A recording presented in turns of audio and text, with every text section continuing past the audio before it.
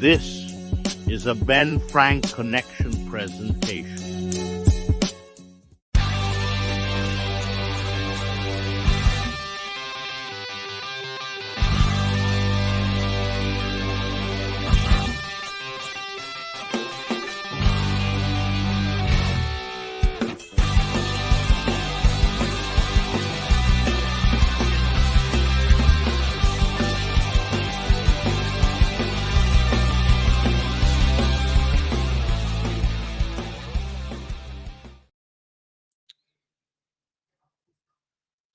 What is going on, everybody? We are back for another episode of the ABJ Podcast, episode 111. We are zooming through these.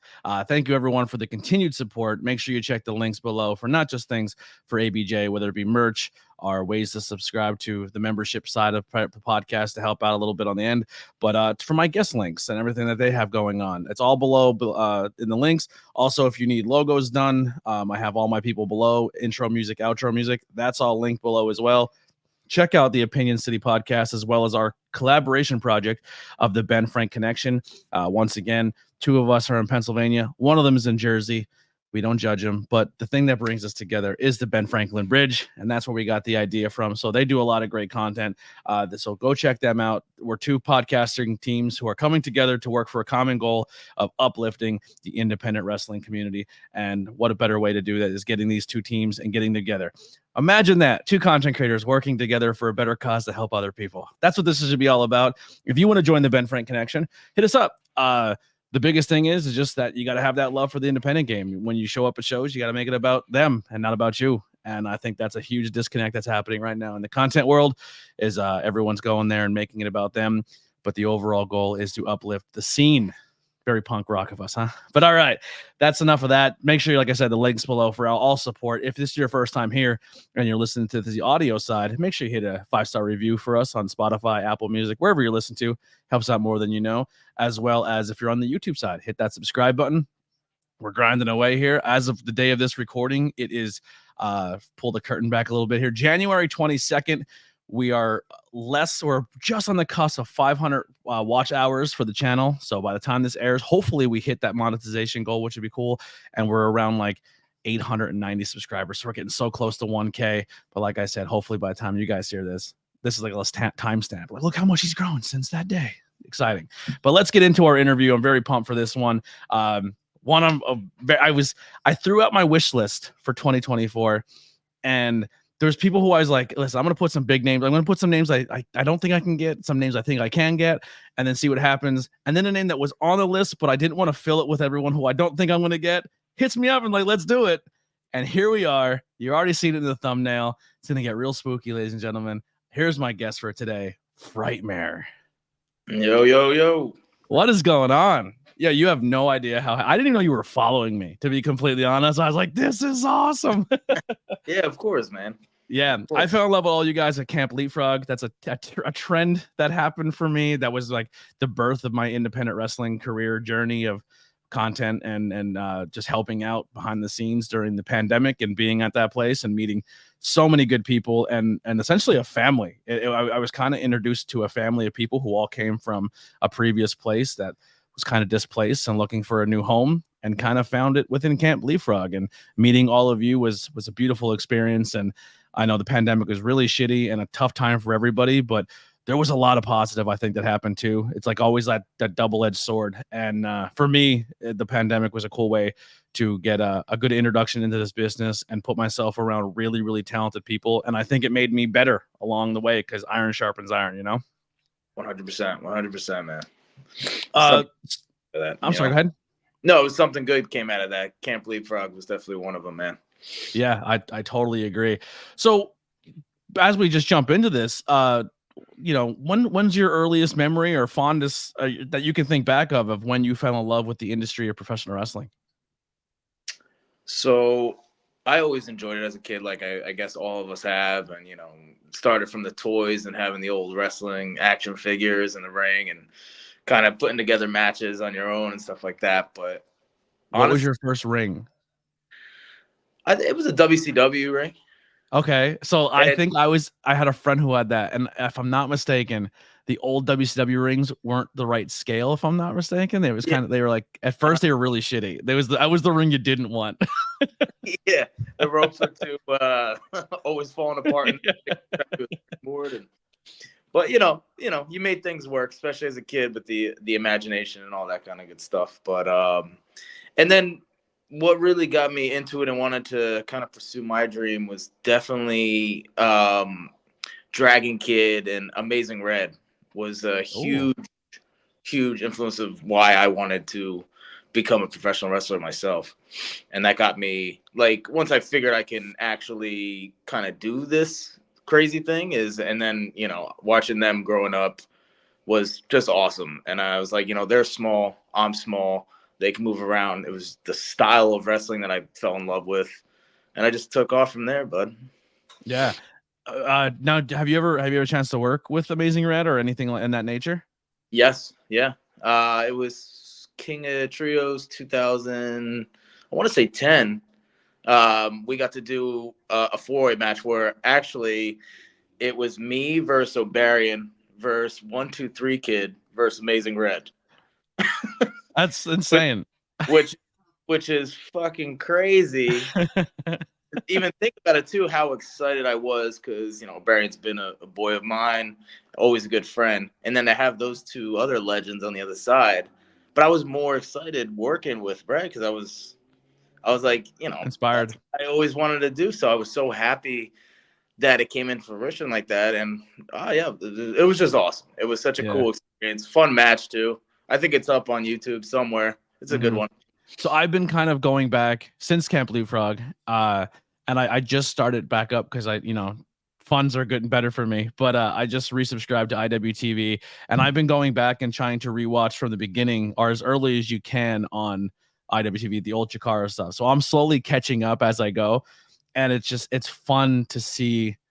Because I guess I feel like I came in at the end generation, but now kind of going back and seeing it grow from the start has been a joy. It's just been fun to watch. I'm having a good time with it. But the one that really set it off for me is we were looking for an episode way back in the day on Tornado Tag of we want to review an old independent show, and we picked I'm gonna forget. You guys have wacky names for everything. But it was the one that was in Goodfellas in Pottsville.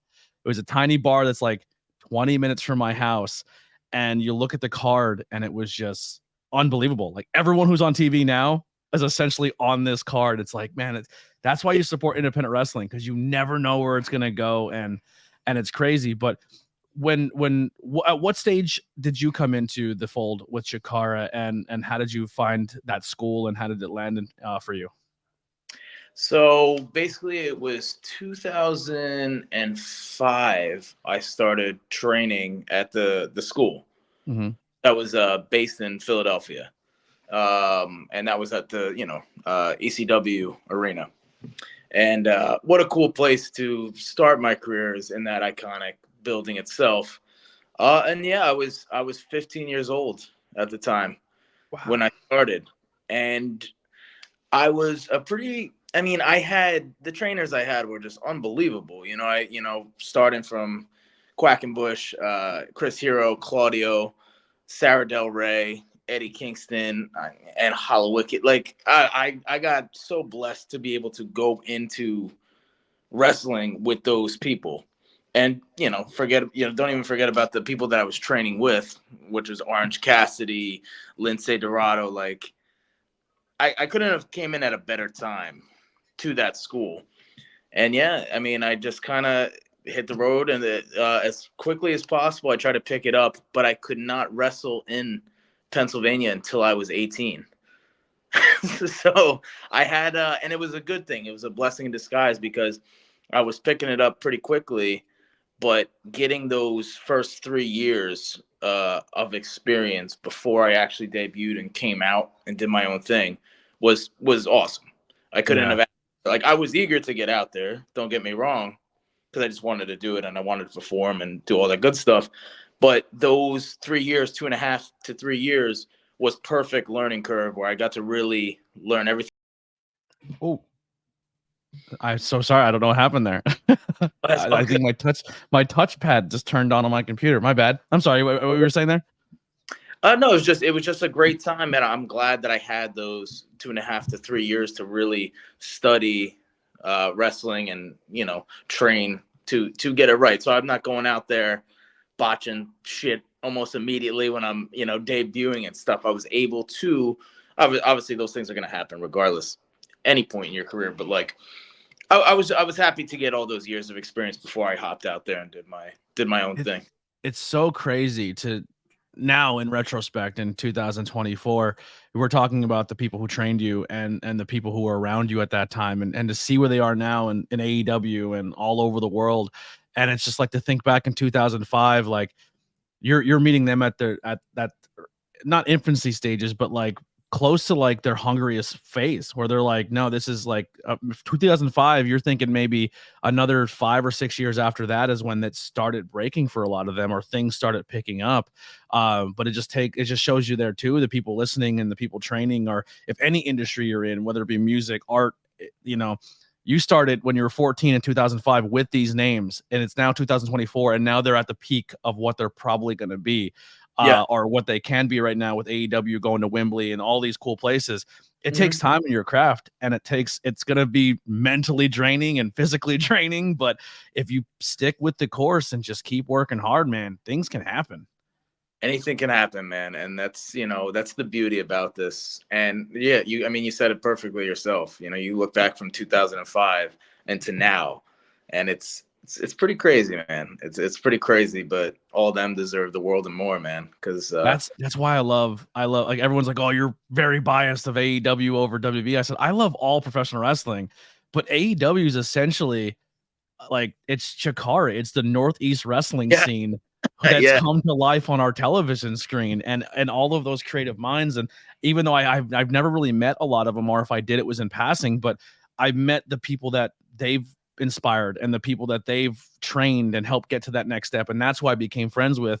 And I honor them because of who they made my friends into. And it's just you're rooting for them. Like when I was in London, man, it was really emotional to be like, dude, Kingston and Claudio and Orange are in Wembley Stadium where Freddie Mercury did Live Aid, and every band in the world wants to play in that stadium. And it's at the time we thought the largest wrestling show of all time. But of course, maybe there was some numbers skewed, professional wrestling. But regardless, if numbers were skewed, that place was packed. And the vibe in London to have an American wrestling company come over, and these are people who wrestled in bingo halls and firehouses and dive bars for 10-15 years, and here they are in Wembley Stadium. It's awesome, man. If I could cry, I would. I almost did when Kingston came back out during the Stadium Stampede, and the whole time, because like in my head I'm like, all right, I kind of have an idea how they're going to structure this, and I'm like, so Kingston went in the back and they're up in the balcony and they're fighting, and then he doesn't come out right away, and everyone's in the ring, and the BCC's beating down Best Friends, and I'm like, all right, Kingston's gonna hit that curtain, and when he does, this place is gonna go crazy. And Kingston comes walking out, and the place erupts, and I was just like, I'm not crying.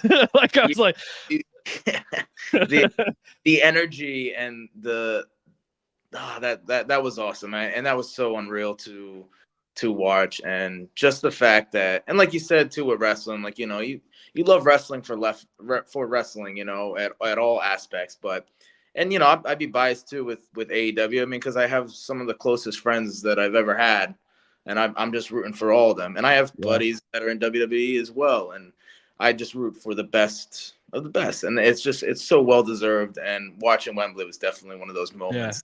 Yeah. And the competition right now is helping each other get better. Like WWE stepped it up when AEW hit the scene. Whether you want to like one and hate the other, that's good. Like you can turn on wrestling right now, any day of the week, and there's something on TV, on national television, Monday through Friday or Monday through Saturday. There's something on. Like it's the awesome. Best time in the world to be a fan. It is, and I wish more fans took like your attitude about it and just enjoyed pro wrestling. You don't have to pick sides. It's not a big deal. They bring out the best of one of each other, and I mean, it's an awesome time to be. Sure. So you're going through training and you're figuring things out, and you're training with these now legends of the business. But Did you know, or did you like? I know with Chikara, you're kind of given your gimmick, you're given your name, you're given your direction, or sometimes you're just given a name and a little bit of direction, and then you can do it on your own. But did you know at what point in your training? Because obviously you had a lot longer before you were able to wrestle in front of crowds and do stuff. Did you know what you were going to be, who you were going to work with, or how that was going to go about? Yeah, I'd say probably a year into it. Mike Quackenbush and I spoke about what we were going to go into and ideas. And like you said, sometimes in Jakar, you're given a crazy gimmick and you just got to work with it. I was channeling my, kind of delirious Hollow Wickedness into it because I know I wanted to start with my boys. And it just worked out. We came up with the gimmick, and I couldn't have been, put in a better position is stepping in the ring with those guys starting out my career. Extremely blessed in that aspect of it all. And but I knew probably a year into training what was going down. Now that team, did you become close to them during training? Did you guys come in together? When did you become really close with them that you're like, all right, yeah, you're going to join the fold. You're going to be part of our squad. This is the route we're going. Yeah, it would basically be like, my training was Tuesday nights and Wednesday nights. Wednesday was always for beginners. Luckily, Mike, within the first month told me to start coming to Tuesdays, which is advanced, which was awesome. And that's where I met Hollow Wicked and all that. And we just started rolling, man. And, I was just a big fan of his, from the get-go, just being a fan of any kind of independent scene at that time. And the fact that I can, he's my brother now, you know what I mean? And I, coming in with him is just because he's one of the most underrated professional wrestlers, I think, in the fucking world. So like going in with him was just awesome, man. I can't say enough good things about that person, Yeah. I felt bad for him in that show reviewed because I believe it was him and I think it was Mantis versus Sarah Del Rey and what the hell? What was her name? It was the two girls wrestled them and they beat the shit out of Hollow Wicked. Like bad. The whole time watching, I'm like, oh my god! Like I felt horrible for him. Yeah. I was like, oh, he got killed. They're tough, man. Yeah, they beat the dog shit, and he took all of it. I was like, wow. There's sometimes the bombs he took. I was like, it was a rough one. It was really crazy. Yeah. Yeah, he is so talented, so good. Now character development is one of the things that obviously Jakar is known for, and sometimes you're good at it and sometimes you're not, and sometimes you're really like talking about people who are insanely underrated. Avery, that guy was given some of the craziest shit and was able to make it work. How, like, once again, iron sharpens iron. Who did you lean on heavily for how you're going to take your character, or the character development side of things, of like playing with a mask on, because you can't emote to people, you can't facial expressions, because that's a big thing in professional wrestling. So how was it now going through training, then donning a mask, and then trying to learn that and learning that character side development? I would watch a lot of El Generico, which I think is one of the best to ever do it, selling in a mask and character-wise, him being a generic luchador.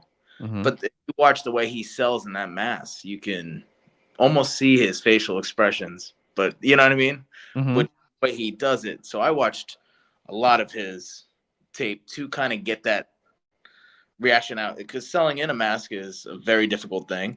And then, of course, just being able to watch Delirious and Hollow Wicked and learning from them, and with my character, it all stemmed from that, man. Those were the people that I kind of leaned on, but everyone that I was coming into with my class, Hot Sauce was in my class, and Drew Gulak, and like these are all people that I'm working with every single week. So there's always just someone right next to me that I can ask a question, and I take their advice full throttle just because of how amazing they are at their craft. What was some of the best advice you've got throughout your time at Chikara that really stuck with you and helped you throughout your journey then in professional wrestling? Just don't ever try to do too much. You know, I was super young, flipping all over the place, and I think the best advice I got was I learned very early on how to tell a story and not just do backflips off crazy shit. And as cool as that looks, I really love professional wrestling as the story that's involved, and then you sprinkle a little of that cool, crazy shit in there. Mm-hmm. But yeah, my advice that I got from a lot of people, because they looked out for me like I was one of the youngest fucking people in there, so they looked at me quite a bit, and they'd always just tell me like, and how quickly and how eager I was to get out there and do my thing. Just don't do too much. You know, you can have a great match without killing yourself and doing all this other crazy stuff. But then, yeah, like you said, sprinkle a little bit in there, but make it. Yeah, absolutely. Make it mean something. And then when you do turn it up to 11, it means something more now. Like it just jumps even higher through. Like Cassidy, it's the best example. Like you watch him today, it's very Cassidy. Like he's playing a character, but then when he turns it up and the hands are out of the pocket, it's game time. Yeah, it's fun to watch. I love it. It's so good. And having guys like that is just, you know, truly amazing thing to do, man. It's awesome. I was so confused first being like backstage at a wrestling show, and I'd see like Sonny Defarge or someone pull somebody aside and like, yo, just slow down. And I'm like, why are you telling us to slow down? Like action pack, you want to go in there. And the more I started like learning the other stuff, because I never trained, I never did any of that. I was like, oh, that makes sense. Like that's 1 second where you take a beat and you kind of just like let the crowd feed you something instead of going right to it is a game changer. Like literally a 5-second stop in a match and just let it breathe and let the fans react is such a world change in the tempo of a match of then hitting the ropes and doing a tope suicida. Like, you know what I mean? It's huge, man. It completes the whole story aspect of it all, man. Like it's such a huge moment. And then you can really kind of feel yourself in that moment too. Like you said, like you take that little 5-second little breath just to really, all right, here we go. And then, you know, you got to call the next spot too. Yeah. you take that moment. It's a blessing in disguise as well, man. So when you know you're going to start wearing a mask, do you start then training in it so you can prepare to like your breathing and how it's going to affect anything like in that aspect? I did, but you know, 16, 17 years later, it still sucks. Yeah, I couldn't imagine. I have a whole new appreciation for masked wrestlers after like just I don't know, just realizing what people do without a mask and how you just limit your vision and restrict your breathing and then go do crazier stuff, because usually when you're a mask, you're more of a higher flyer. It's just like that's blows my mind. Like, dude, and then I see guys like Penta. I'm like, that's smart. Like, oh, we're gonna cut the mouth out. We're gonna mesh the eyes, but they're gonna make them bigger so I can see full peripheral vision. I'm like, that's a veteran mask guy right there. 2024 Frightmare is definitely gonna have to get those ideas from Penta, because I mean it's so smart. Just be able to breathe the aspect of it all too. When you're getting it, doing this, you're flipping around, like you're gonna need that cardio, man. How hard has it been throughout your career? And especially you start training, you're 14, you're with who you're with, you're doing what you're doing, you're getting that popularity. How hard is it to not be like, this is who I really like, to keep that that mystique of not revealing yourself or kind of staying under the mask? Like it's almost an Undertaker feel. Like everyone's like, oh, I hate the fact that Taker's charging $1,000 for a meet and greet. I'm like, yeah, but that dude went 30, 40 years without doing anything with fans. So now is his time to undon and do that. That guy deserves every dime that he didn't get for 30 years because he kept himself mysterious. Like, how is it to keep your mental checked in that of like, I kind of want to be a wrestler. I want that superstar. I want that allure, but I kind of have to stay in the back because I'm building this character up. I love the whole, you know, aspect of it all, of just being kind of like hidden and spontaneous, of like they don't know what I look like, and I like it that way. And it's cool too, because, you know, I can arrive at a show and not have my mask on and no one knows who the hell I am. That happens to me so much. I'm like, who is this new person? And then I'm like, oh, got it. There was this one time though, early in my career, I was working for a company called NWS, I believe, and it was based out of like central New Jersey, and they were filming something for the Discovery Channel. like a wrestling documentary. And we had to sign all these things of just, hey, they're going to be recording backstage, this, that, and the other thing. And the only thing I told the producer was like, hey, being that I wear a mask, just please don't film me without anything. And of course, these motherfuckers, they got me in full gear without that for a quick second. Like it might have been like a 2-second clip. And someone found a way to kind of frame it up like, oh, we got him. We got Frightmare without the mask. We got him. Man, that sucks. But it's one of those things that most people and a lot of my fans had my back was like, shut the fuck up. You know what it reminds me of too is Ghost. Before the band Ghost went through everything they went through, they would walk past the line of people waiting to get in their show, and smart fans knew it was them, but they played kayfabe a little bit with a band. They're like thumbs up and them like, but because they understood that their mask was more than just the character on stage or in the ring, it also means your privacy, and you're kind of respect that. And I think that's a cool little nod to the character. I think that shows more as a fan if you're like, I know, but I'm not gonna bother you. And most fans are like that. Most fans are amazing, and they will do that, and but I mean, listen, I love interacting with fans and hanging out with them, and when I'm being a heel, being a dick to them, and a good, you know what I mean? And I mean, without them, we wouldn't have any shows to perform in front of. So you got to understand, totally. I do anything for them, man. So now, making your debut match, walk us through it, the nerves, the excitement, who was it and how did it go? So my debut match was actually with the late great Brody Lee. And it wasn't supposed to be. Hollow Wicked was doing a segment early on in the show and got a bad concussion. And he was supposed to go one-on-one with Brody Lee that night. And I came to the back, noticed that my boy was not doing too good, and stepped up and got kicked in the face a couple times by the wonderful Brody. Yeah, I love his character. Just like he hits the character, you're like, oh, you're dead. That's just how this is going down. You're gonna die tonight. Brody's gonna kill you. Yeah, but that was my first. I came out in Chikara to reveal my character, like as a quick segment. But that was my first match in Chikara was against him, and it couldn't have gone. It was a quick one.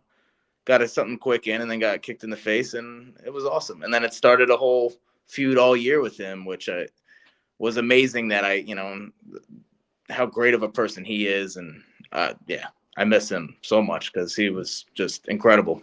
Yeah, one of my favorite stories of him, two actually, is when in WWE when they weren't using him properly, and because he's such a good human being, like the locker room started making like justice for Luke Harper shirts, because at the time he was Luke Harper. Yeah, and like Jericho's wearing them, like the whole back is wearing these shirts, being like, Vince, give this guy some love, like.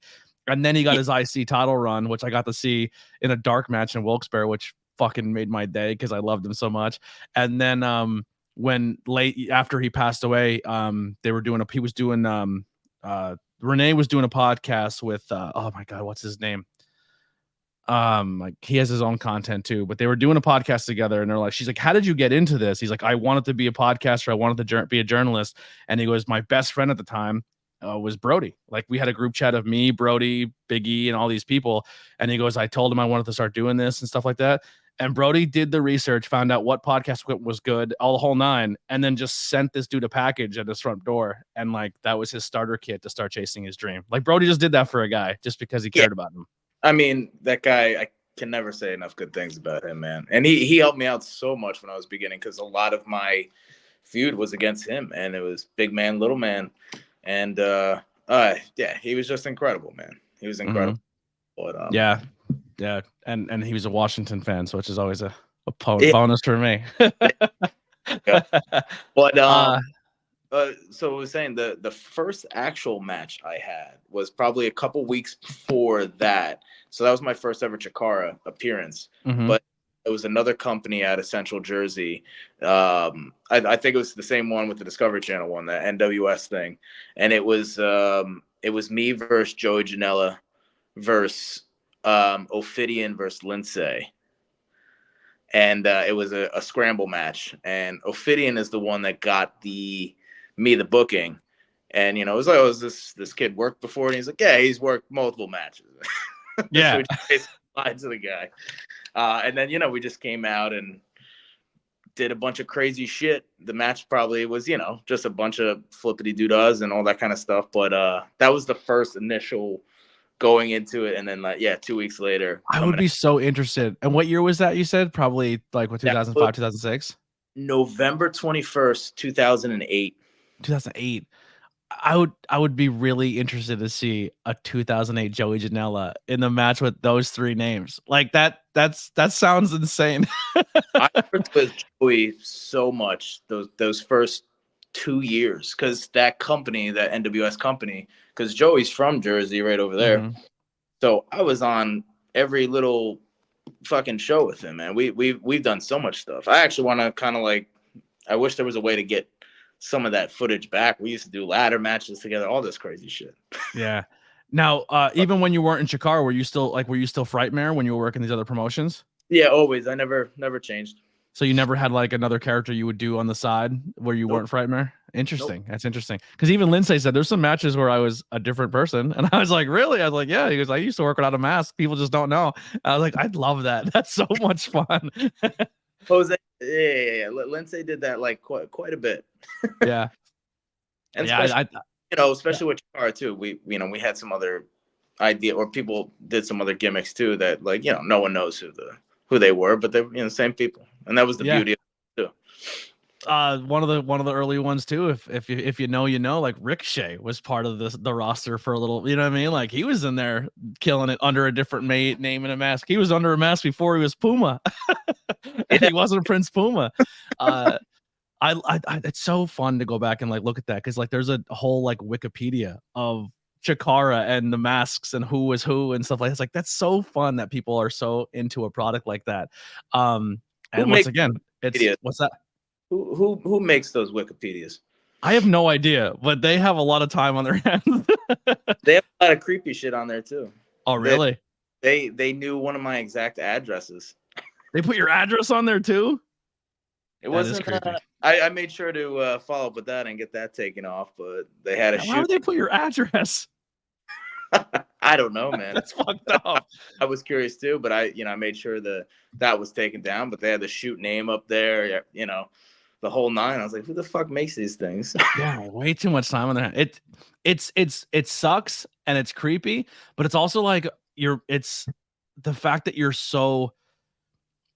Have we said before, you're allure, you're mysterious, yeah, and there's that itch that people want to know when they figure it out. They're like, I get it, but it's just it means you're good at something that people care enough about that they're trying to find this information out.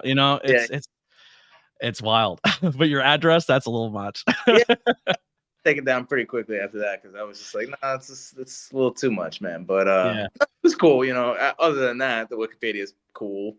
Having all going back to your first matches, some of the achievements you made, and all that kind of stuff. So yeah, I mean, it's dope. What are some of your favorite matches that you've had in your career, and or storylines or anything like that within the universe of Frightmare?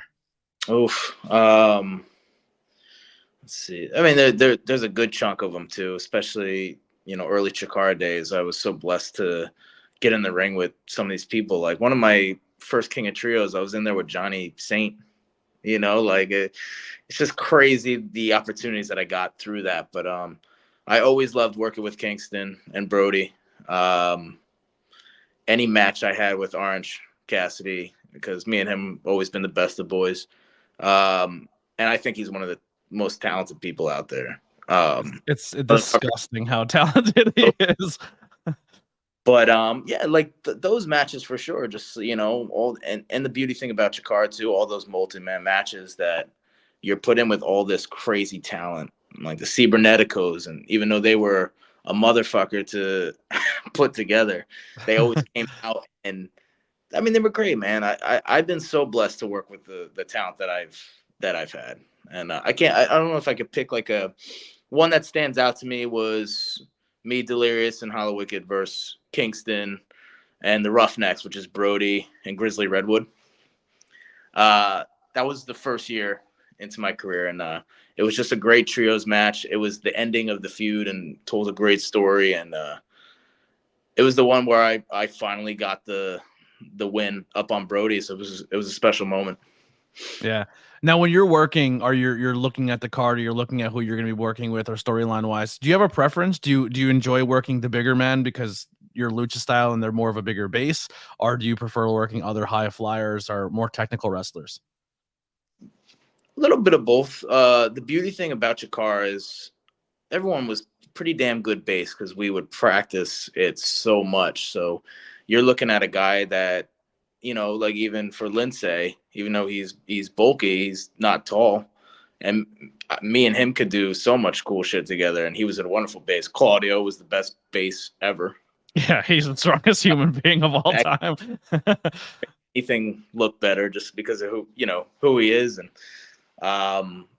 but yeah, I mean, I don't know. I kind of like a little bit of both, man. Like you said, like the big man matches and stuff like that are fun because my character was always that, like, didn't care how small I was. I'm not going to back down from a fight. And you love that underdog story, coming from Philadelphia, all that kind of stuff. You love that kind of thing. And that's what I got with Brody and people like Claudio and all that kind of stuff that could literally throw me through a goddamn roof. But working with those guys was always the best. And if I could say one more person that I absolutely loved working with and had great time with was Johnny Gargano.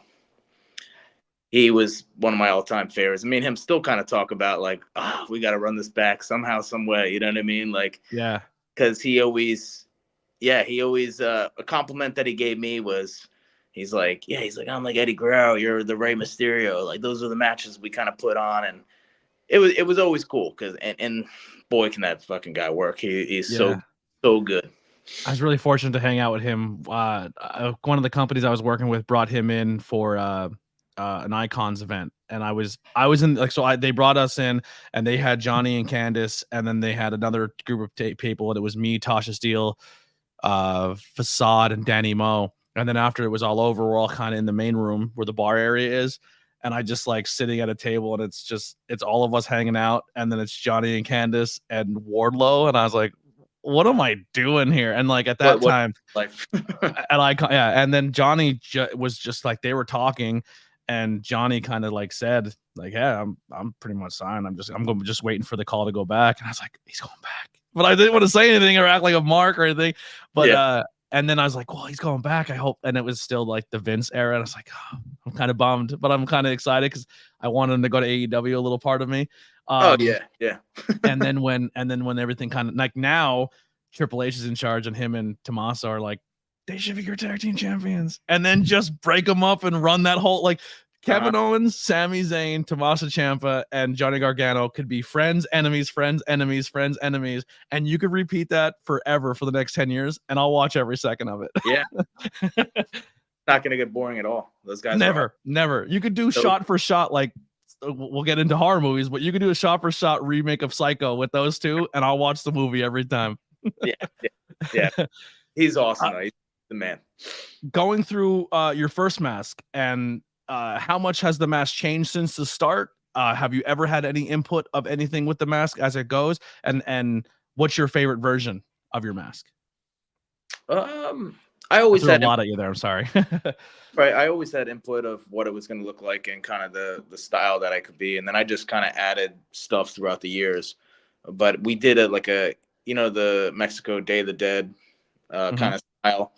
I made one of my white masks like that with those design and the flowers and the skulls and stuff like that. And I thought that mask sucked with breathing out of, but it was one of my all-time favorites, and I thought it looked the dopest out of all of them. But I've still have all your masks.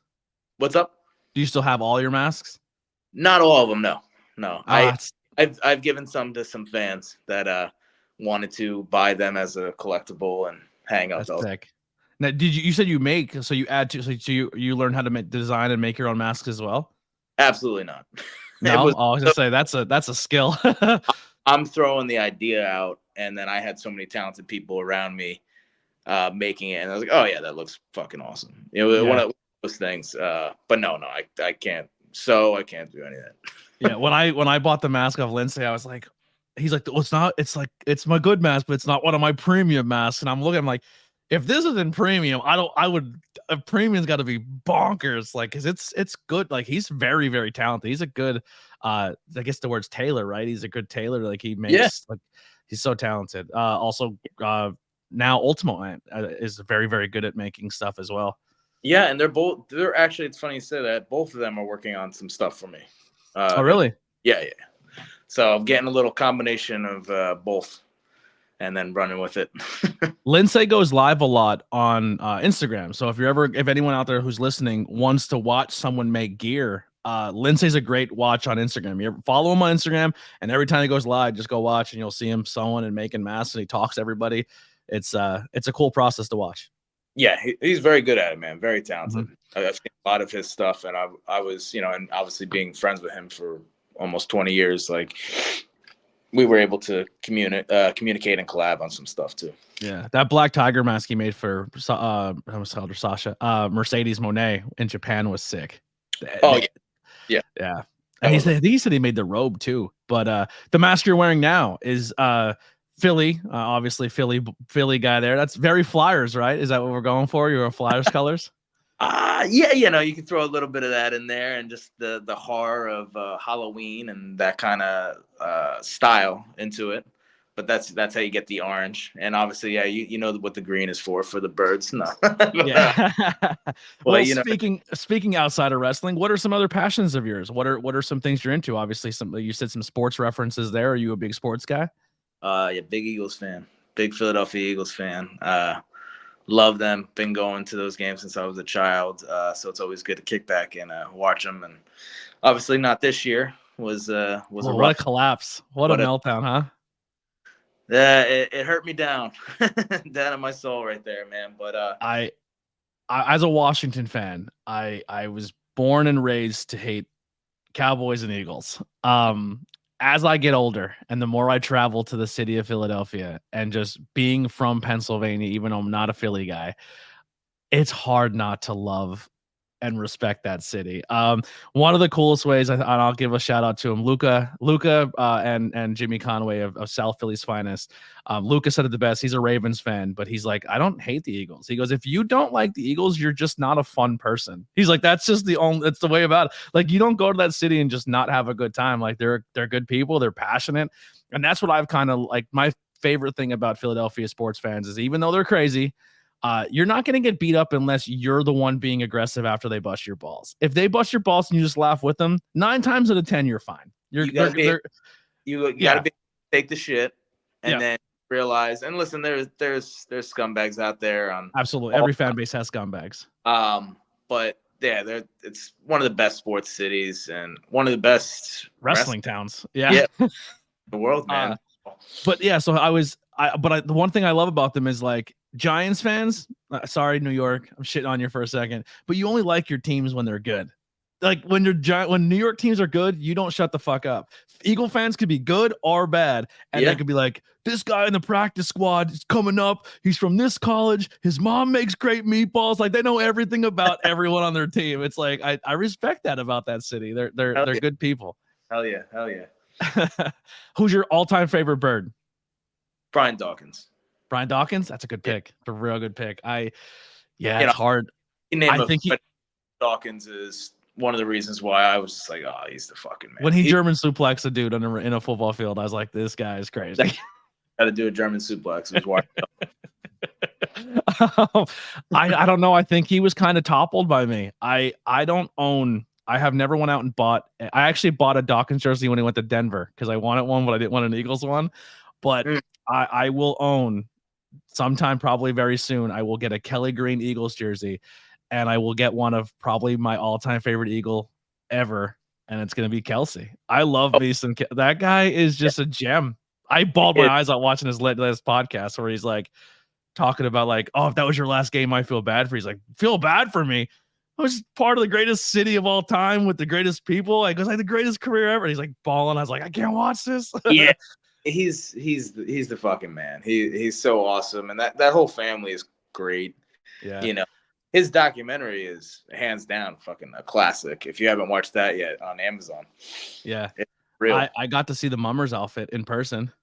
Oh yeah, I mean, I was at that right down the steps at that parade that day. That's for sure. Do you know where that outfit is right now? Where is it? It's in London. Really? There's a Philly sports bar in an abandoned subway tunnel in London. And it's all Eagles and Philadelphia sports themed. It's like you walk into Pennsylvania in this abandoned tunnel. And I went in there.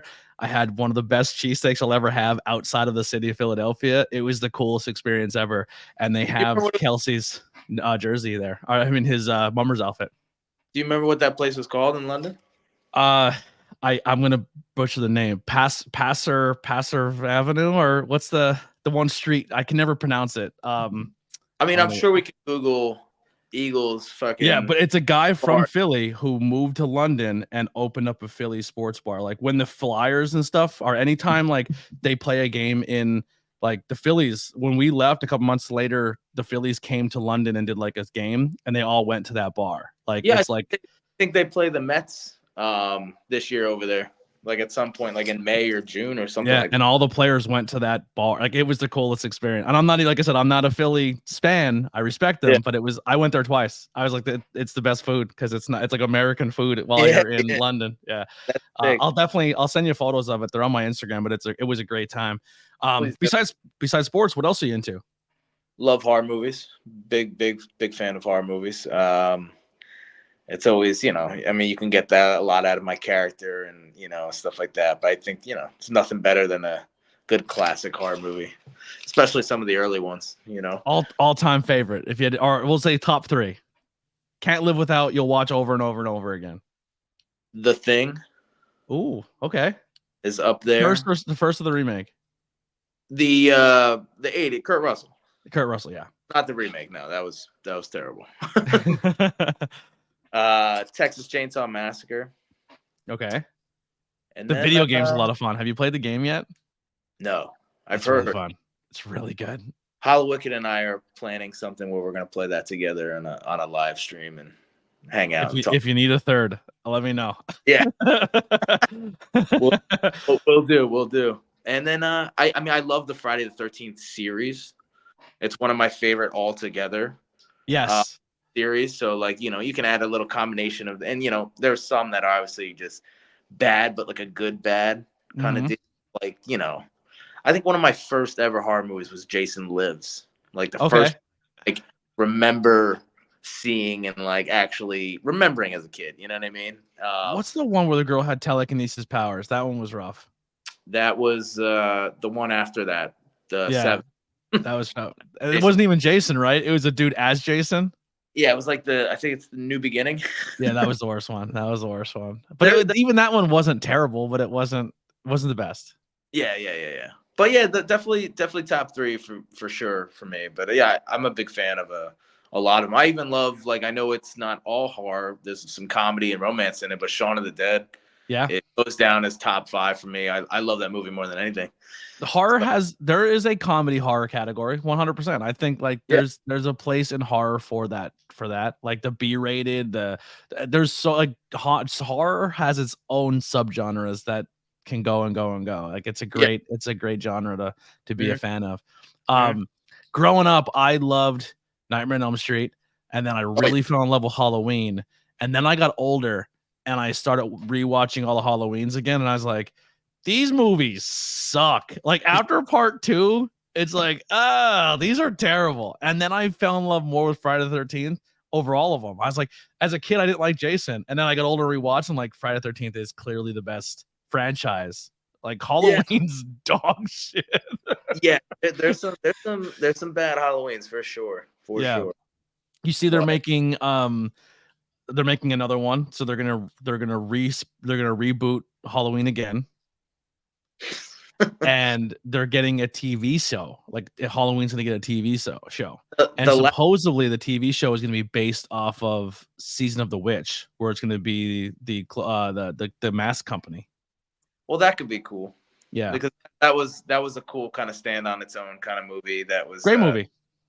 But the last three that they put out, the last three Halloweens were, in my opinion, were dog shit. I didn't mind the first one.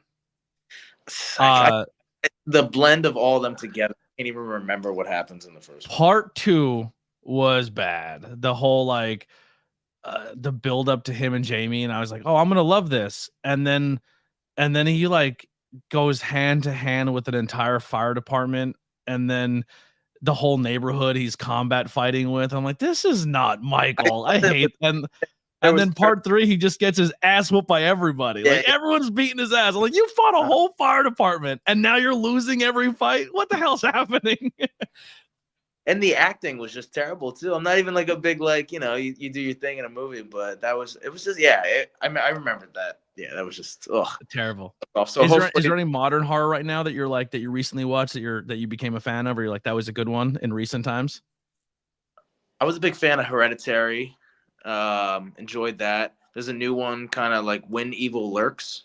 Okay. It's a subtitle movie, but it's fucking awesome. It's crazy.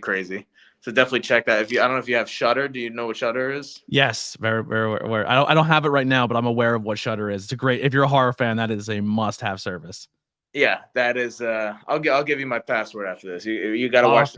All right. that thing is that's sick. But I enjoyed all the Conjuring movies. I don't like the real life stories behind them because I think the Warrens were con artists, but I think the movies are good. Yeah, just the movies in general. Yeah. I don't know the full blown story, but I thought what was that new one I just saw like back in the summer was the Australian movie. Fuck. The Korean one I just watched, the one on the train, that was fucking awesome. Zombie movies have been hurting for a while. I love zombie movies, but the last stop or Train to Busan, it's all Korean, but that one was really good. Mm-hmm. It's gonna kill me to not do the Australian movie, but I think it's like God, it's gonna come to me. But it was awesome, and it was brand new. It came out, and I've been enjoying the Terrifier series too. I was just gonna ask you, what do you think of Terrifier? Awesome. So I'm hopefully by the time this airs, I will have done my Terrifier review with my friend Courtney. We watched it, both of them. I didn't know the whole backstory of like this character has been in other movies and other projects, and they're kind of like, well, the character has something to it, we want to keep it going. Then they hired a new actor the actor who plays Terrifier is on a Robert Englund level of what he brings to the character with his facial expressions and what he does. He's iconic in that aspect alone, and I think he will have very long longevity with this character. But like, if you're looking for a plot or to understand anything about these movies, don't go into it looking for that, because there's all questions, no answers. You're like, wait, is he supernatural? What is going on here? What the hell is that? And it's just a movie with really crazy kill scenes. That's essentially what it is. Like I want to see how they progress it and maybe add a story to it. They did a little bit in part 2, but they're already saying part 3 was banned. Like they had to go all crowdfunding because the studio was like, yeah, we're not paying for this. You guys are crazy. Yeah. I don't know. I'm excited too. And then like the third one's going to be like a Christmas movie, which is so you, two of your guys are, I mean, I'm sure all 3 are horror fans, but one of them's a big Christmas fan. So this is a good blend for all of you.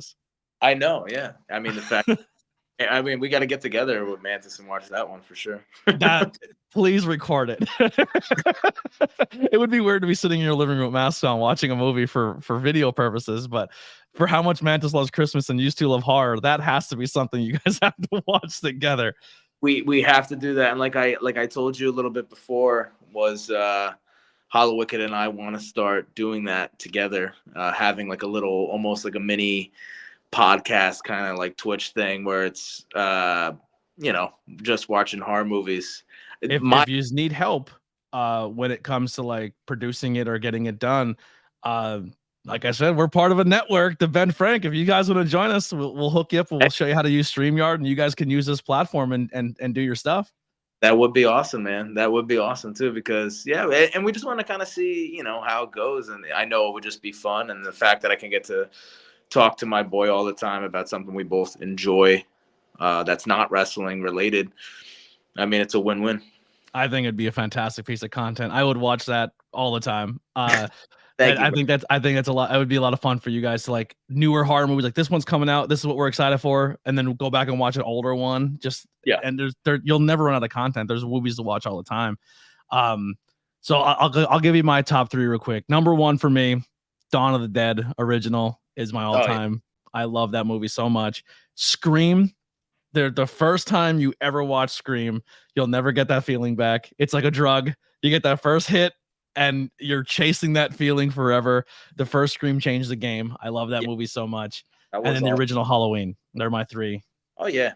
All fantastic picks. I mean, like I said, I named so many more, but I was like, if I had to narrow it down. Yeah. Do you have a style? Or do you prefer slasher? Do you prefer zombie, monster?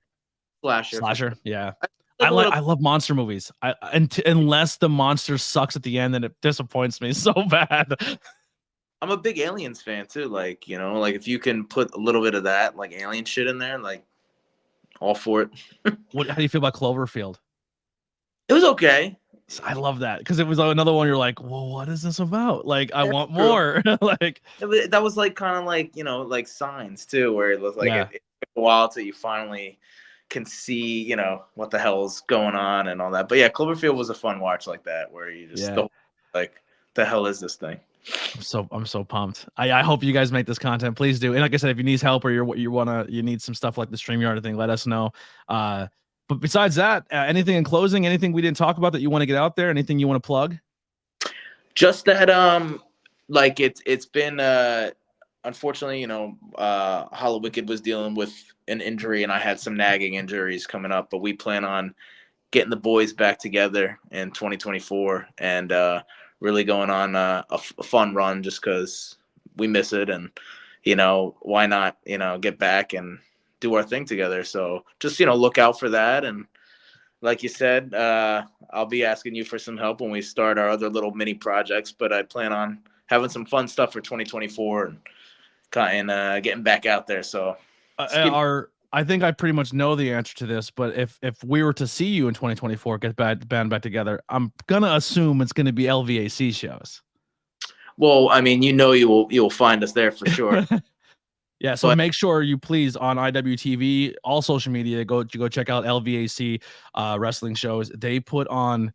I've only ever been to one, because every single time that it was going on, I was always booked somewhere else, or I was going through my stuff where I didn't have a card to get to the shows. But I try to go back and watch every one. It is, if you like the old Chikara, if you like the high tension style, the camp leapfrog, you're gonna get all of that. You're gonna scratch that itch, and then they're gonna bring more great Northeast talent in there. You never know who's going to show up. That may be our TV that show up sometimes. There's Orange Cassidy's have shown up. Eddie Kingston's have showed up. It's a great way to see a lot of new talent. Like they brought out the Lost Boys, Harleen Lopez, Journey Burke are all people who Journey didn't debut, but she was there. But like, it's a great way to see some of your older people that you're looking forward to. Like, oh, we get to see good Dan Champion and Sydney Bacabella and Ultra Mandis, and then Frightmare and Hollow Wicked coming back. And then you see some of that new talent coming up. LVAC shows are really, really good. Show them all the support you possibly can. They're the best, man. It's always a good time too. And the venues are always cool. Like they do a good job of not just putting together good wrestling shows, but like, would it be cool if we did a wrestling show here and then it like a drive-in? Like it's perfect. Yeah. It's perfect. Yeah. They have awesome ideas, and it's such a cool, young, talented locker room with a little sprinkle of some of us old guys coming in here and tearing it up. Who are some people on the scene now? I'm not sure how much you're following the independent scene or watching, but who are some names out there that you're looking at or like, oh, you would like to work, or you're really impressed with what they're doing? Gringo Loco. So funny story was, me and him were supposed to work at Deadlock Pro, the North Carolina company. Unfortunately, it was a time where I just got COVID, and it was just bad timing. Couldn't do the show, and unfortunately, it never got booked again. But me and him been talking behind the scenes trying to make that happen because I mean, what they call him base god, right? So, and I know fact and that me and him could tear the fucking house down at any venue and any company. So they just put a clip out of him, Speedball, Janela, Jordan Oliver, there's a few other ones, but it was like the end of the match and that one of those crazy spots where 13 things happen at one time.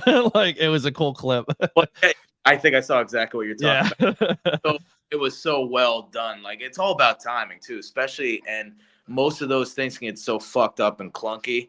But those guys, like even Jordan Oliver, I remember when he was first starting out, and he's doing such an amazing job. Props to him. Great fucking guy too.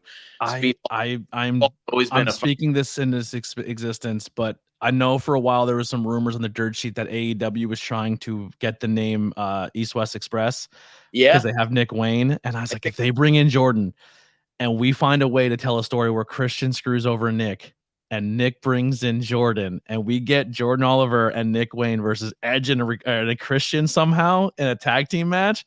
Hey, what a passing of the torch of two guys who came up together, passing it to two younger guys who came up together. Like that would be, I'd probably cry. I'd probably cry watching that. Distance, man. Yeah, I need it. Jordan Oliver is someone who needs to be on TV. The term "the next Shawn Michaels" gets thrown around a lot.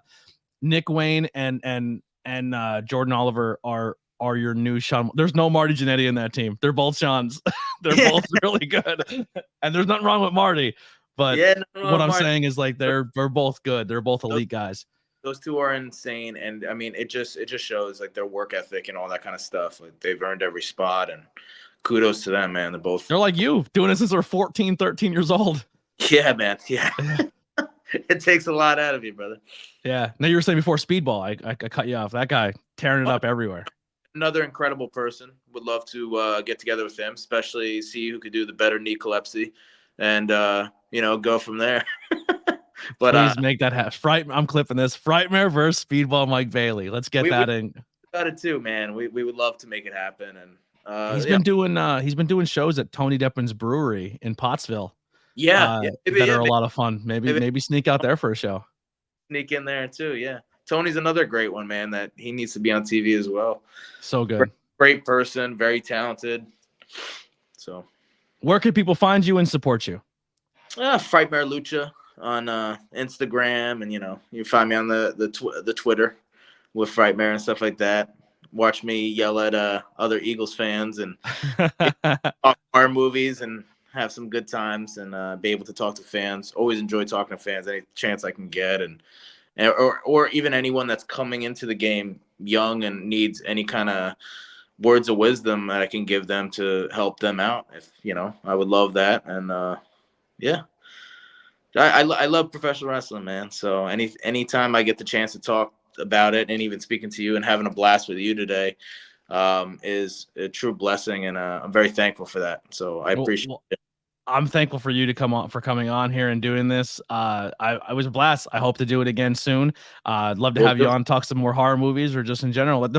I always tell people the first episode on here is just your intro story, and then if I have a returning guest, that's when we could just bullshit and have some fun. You know what I mean? Like catch up what you're doing in the scene, some things that happen for you, and then let's just have some fun and bullshit. But I really, really appreciate you. I cannot wait for 2024, the return of Frightmare. We got to make like a horror movie poster style T-shirt for you and Hollow Wicked's return. Like like a return they live or something crazy, like your head popping out of the graves or something. But I'm pumped. After this, and you'll see we have some cool shit coming out. Oh, I'm so pumped. And like I said, let's get on the social medias, and hopefully if it's not out by the time this airs, get on them to remind them that horror movie podcast has to happen.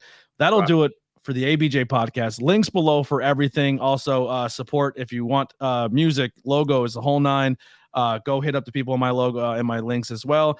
That's going to do it. We'll see you next time for episode 112 of the ABJ podcast. Here's some music by the Converse Kid.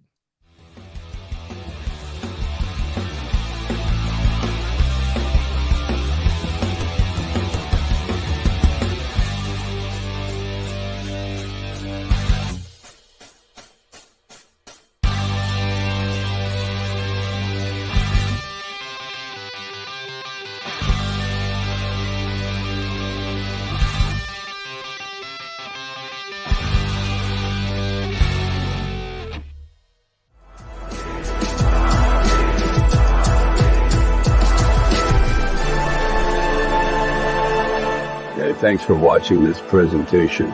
Like, share, and subscribe for more.